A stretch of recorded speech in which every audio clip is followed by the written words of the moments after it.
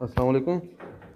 ये जी आपको हम दिखाते हैं कि हमारे ना एक स्टोर रूम में ना बिल्लियाँ घुस गई हैं।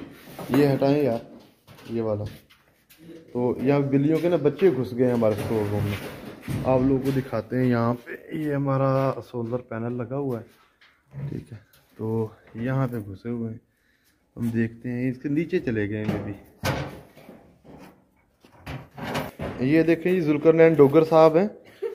ये निकाल रहे हैं यहाँ से बिल्ली के बच्चे को बाहर।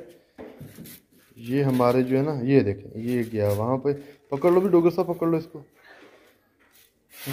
तो ये लगा है बंदा हिम्मत करने, उधर भाग गया। ये देखें जी, वो पकड़ा नहीं जा रहा। डोगर साहब जो है वो नाकाम हो रहे हैं इस बिल्ली को पकड़ने में।